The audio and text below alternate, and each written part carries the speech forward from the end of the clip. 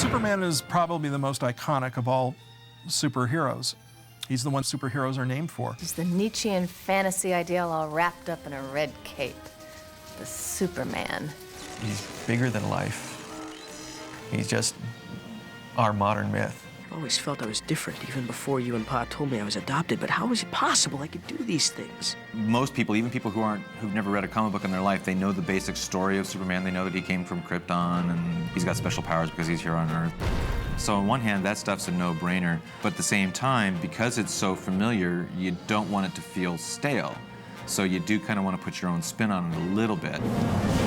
Originally, Bruce wanted it to be 40s. He wanted it to be a period piece. We did toy with the idea of doing a very retro-style Superman show. I actually did a whole bunch of character designs that were very, very 40s looking. I mean, even more so than what we had done with Batman. That would have made the show feel almost as though it was an extension of the Fleischer cartoons. So I abandoned that approach, and I think for the better. Bruce realized, no, the show has to stand on its own. So instead of having it placed in the past, let's place it in a sort of pseudo-future past. Just what is your problem with Superman? Everything's just so darn easy for him. There was a joke at DC Comics, which was, how do you write stories about a character who can destroy the universe by listening real hard? Did you hear that? If you go by the comics, he can push a planet out of orbit. And, you know, if you go to that level, there's no story you can tell. The show's going to be over in 5 minutes. Our Superman, in order to be believable, had to have limitations. Nice one, Clark. And if he struggles, then the audience kind of struggles with him. There's some drama there, because if everything is easy, well, what's the threat? We pared his powers down so that our Superman could be probably killed without green kryptonite, with just a massive force of some sort.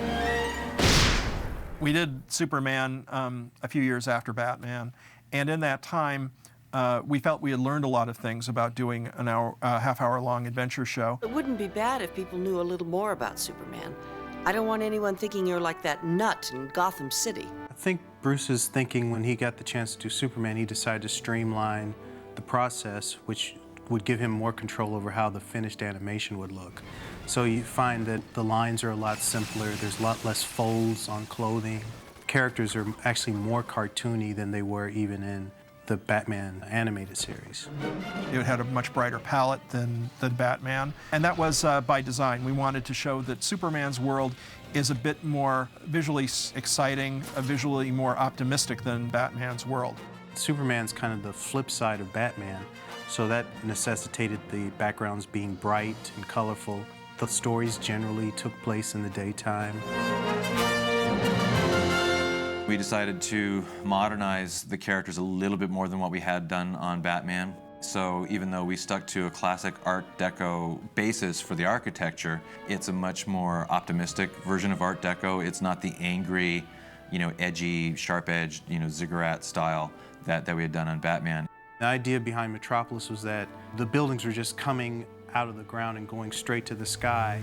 All the streets were like elevated highways and things. So you had the scale of where Superman can fly around, and it feels like even though he's flying around, he still has this huge city to cover.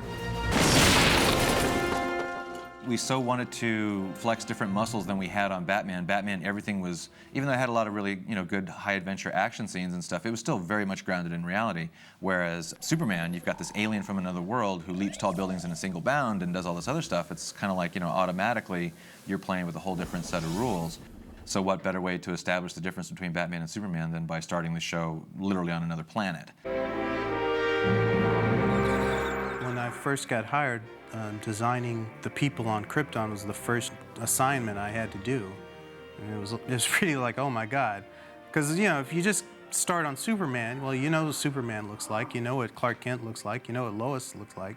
That's easy, but Krypton is usually the most 15 minutes in any story about Superman, and it's over. And then, of course, the first thing I was told was, don't make it like anything that's been done on Krypton. So I'm like, oh, geez, how do I do this? It's so hard to find something unique because everything's basically been done. But the thing that we really wanted to avoid was making it look Earth-like at all. We really wanted to make it seem like an alien culture, everything from the clothes they wear to the architecture. Rather than going with the usual cliche of miles-high skyscrapers, we thought, okay, well, Kryptonians are so advanced that they've somehow managed to combine their technology and build their city in harmony with nature. So we started looking at organic shapes. So we started looking at shapes from nature, you know, flowers and plant shapes. So that's why all the buildings are somewhat asymmetrical. Oh, Jor-El, such a beautiful world, even up here. It's hard to believe it could all come to an end. Bruce made it a home. He made Superman's parents these really loving, caring parents. And if you watch that first episode, they're touching a lot and they're kissing a lot, and they're two people who are really in love. So when their planet is destroyed, you really feel bad for them. You really feel bad about how difficult it is for them to give up their son. Once he gets to Earth, he'll be safe. I think it turned out really well, and it was really interesting to come up with the different motifs. Good afternoon, Jor-El. Brainiac, what an unpleasant surprise. I did have one good idea. I did have my one good idea was, I said, you know, Bruce, it'd be interesting if Brainiac came from Krypton. Should I not be saved above all? You self-righteous monster. Temper, temper, Jor-El. I was a little bit resistant to it at first because part of it just me being a diehard geek and being a traditionalist and thinking, well, you know, Brainiac doesn't come from Krypton. Nobody ever did that before. That's just wrong, you know. And but somehow he was able to talk me into it, and ultimately I think it's a really great idea. I think it really works really well tying Brainiac into Superman's Kryptonian heritage. It's almost generational. I mean, he was Jor-El's enemy, you know, as much as he is Kal-El's enemy. And so I think that's kind of a neat thing. You are your father's son, Kal-El. Headstrong, foolish, easily defeated, and ultimately forgotten. Oh, well. An alien in my own backyard. Lex is basically the architect of the city. He literally built Metropolis in our reality of the show. I own Metropolis. My technology built it, my will keeps it going, and nearly 2/3 of its people work for me whether they know it or not. He considers it his city. Which, of course, you know, when Superman shows up, then it's, you know, it's like, wow, hey, everybody loves him more than they love me. Well, that's, you know, this guy's got to go. You will never control me, Luthor. Never. Well, then, I guess I'll have to kill you. It was kind of fun and fresh at the time to portray a businessman as evil. He's not that evil. He just wants to call all of the shots.